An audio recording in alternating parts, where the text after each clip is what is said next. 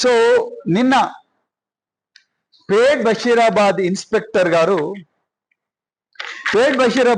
Inspector గారు CH Vamsikrishna అనే ఒక వ్యక్తికి, ఈయన ఈ మేనమామ అంట, ఎవరు ఈ బండి సంజయ్ గారి అబ్బాయి ఎవరైతే ఉన్నారో బండి సాయి భగీరథ్ వాళ్ళ మేనమామ, ఈయనకు ఒక నోటీస్ పంపించారు. చూడండి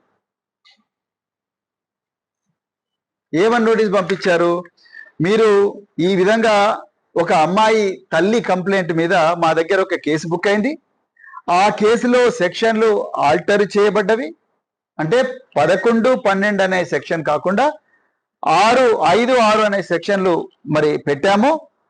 సో అందుకొరకు మీరు 2 గంటల లోపల, అంటే ఈ రోజు మధ్యాహ్నం 2 గంటల లోపల ఈ బండి సాయి భగీరథ్ ను మా పోలీస్ స్టేషన్ కు తీసుకొని రావాలి అని చెప్పి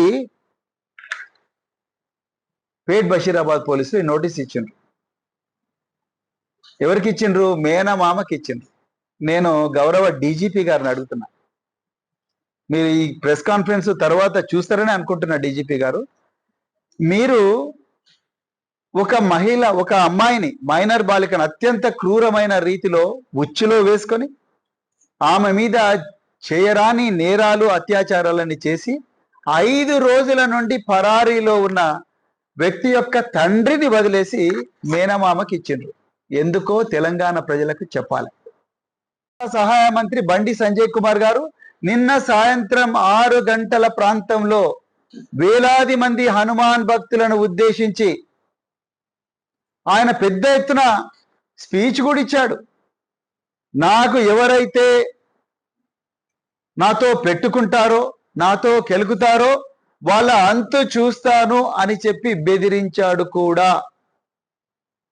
మీరు ఆ బండి సంజయ్ కుమార్ గారికి నోటీస్ ఇవ్వకుండా మీరు ఎవరికి ఇచ్చిండ్రు నోటీసు? డీజీపీ గారు, బండి సంజయ్ అంటే ఆ బండి సాయి భగీరథ్ యొక్క మేనమామకు నోటీస్ ఇచ్చిండ్రు.